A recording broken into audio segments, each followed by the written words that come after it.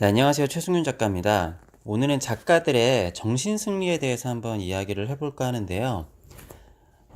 이 정신승리에 대해서 제가 한 가지 측면에 대해서만 말씀을 드리는 게 아니라 두 가지 측면에 대해서 말씀을 드려보도록 하겠습니다. 일단 정신승리라는 거는 작가들뿐만이 아니라 많은 사람들이 하고 있는 것 중에 하나일 텐데, 특히나 작가라는 직업을 가진 사람들에게 정신승리라는 것은 반드시 필요한 측면이자 또 가장 경계를 해야 할 대상이기도 합니다. 자, 첫 번째로 긍정적인 측면에 대해서 한번 이야기를 해보도록 하겠습니다. 일단 생각보다 꽤나 오랜 시간 동안 작가에게는 정신승리가 반드시 필요한데요.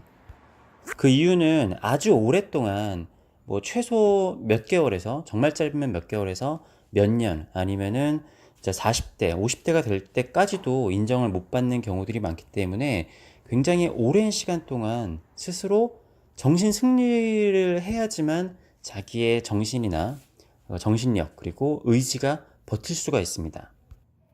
제가 예전에 작가는 엄청난 자신감이 있어야지 할 수 있는 직업이라고 했잖아요. 그래서 옆에 있는 누군가가 너는 안 된다, 아니면은 여러 가지 이유들이 있겠죠. 그림을 못 그린다라든지 트렌드가 이게 아니라고 한다라든지, 그리고 심지어는 가장 가까운 가족조차도 인정을 해주지 않는 직업이기도 해요. 근데 저도 그렇지만 제 주변에 있는 많은 작가분들이 주변에서 저 사람은 참 안 되겠다 싶은데 그거를 딛고 훌륭한 작가분이 되신 분들도 많이 있거든요. 세계적인 역사로도 가장 대표적으로 고흐 같은 사람도 있죠. 자기 평생 그림 한 점 변변히 팔아보지 못했지만 그래도 꾸준히 자기가 그림을 그렸다라는 거는 굉장한 자기 자신감이 있고 자기 작업에 대해서 엄청난 자신감이 있었던 겁니다. 누가 뭐라고 하든지 내 작업은 좋고 이거는 시간이 지나면 언젠가는 사람들이 꼭 인정을 해줄 것이다, 이런 스스로의 정신 승리가 작가의 굉장히 어려운 삶을 지탱을 해가는데 반드시 필요한 부분이라고 볼 수 있습니다.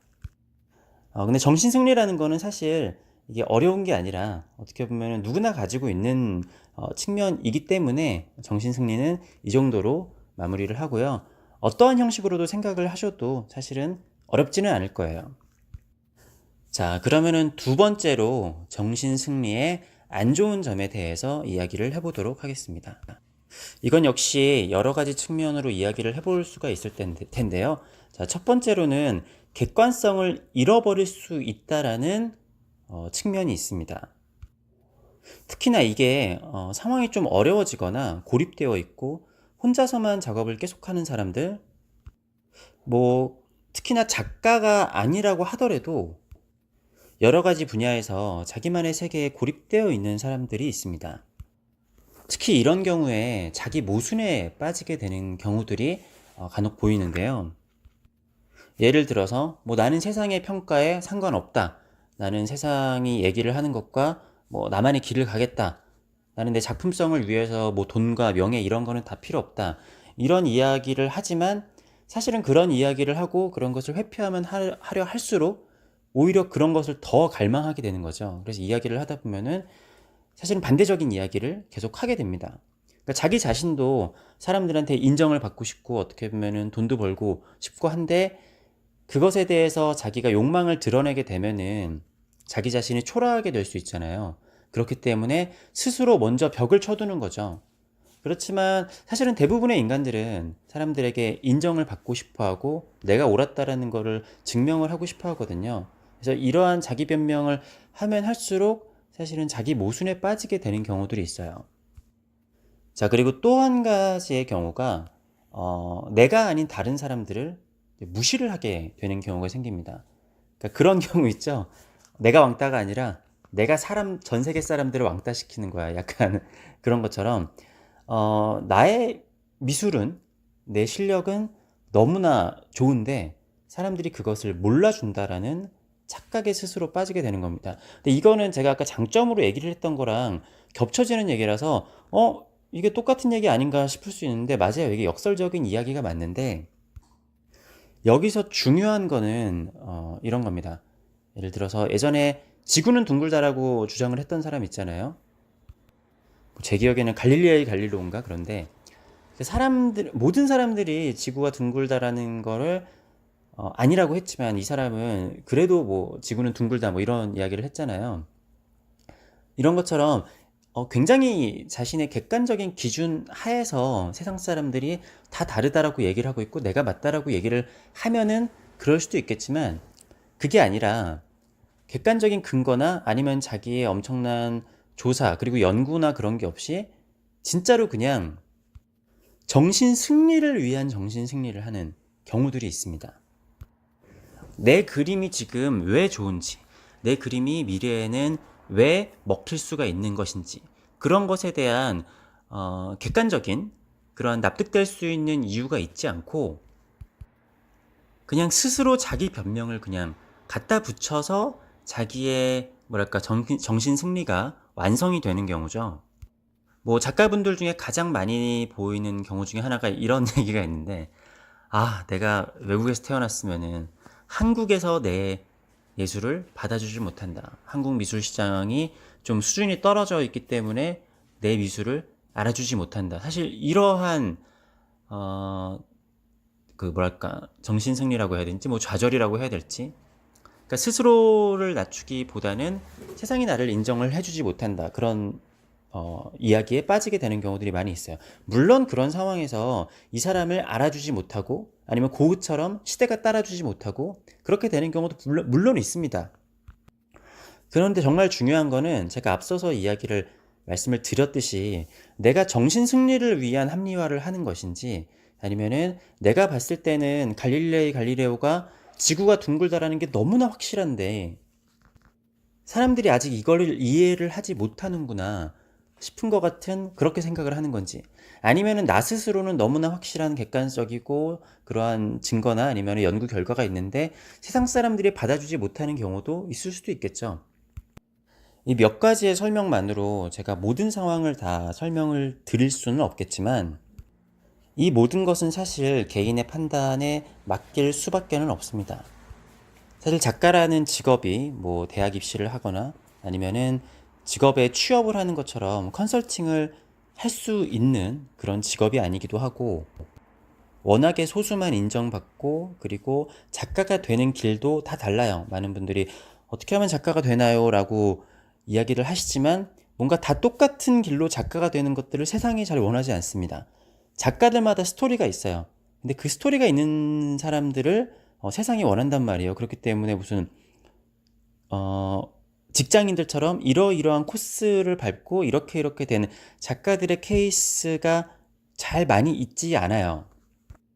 아주 옛날에 종교화나 아니면 왕정 그림을 그리던 시대가 아니고서는 그렇기 때문에 특히 예전 같은 경우에는 절대적인 기준이 있기 때문에 그 기준에서 누군가가 평가를 내려주고 그렇지 않는다라고 하면은 쉽게 그만둘 수도 있고 내가 틀렸구나 인정을 할 수도 있겠지만 지금은 제가 현대미술은 다양성의 미술이라고 했잖아요. 그래서 어떤 사람들은 봤을 때 그건 진짜 아니다 라고 했는데 어떤 측면에서는 그게 또 먹힐 수도 있고 현대사회에서는 어떤 나라든지 굉장히 심화되어 있는 취미의 분야들이 있습니다. 어떤 경우에는 우리가 뭐 오타쿠라고 뭐 부르는 경우들도 있는데 그 세 개만 하더라도 거기에 굉장히 많은 그 경제의 효과나 아니면 많은 작가들, 많은 사람들이 일을 하고 있기 때문에 그 안에서도 성공한 작가가 있을 수가 있고 미술에서도 뭐 인형을 만드는 사람도 있고 퀼트를 만들거나 도자기를 만들거나 여러 분야들이 있잖아요. 그래서 각 분야에서 어떻게 보면은 누가 봤을 땐 기괴하지만 그 분야에 또 시장만이 존재를 해요.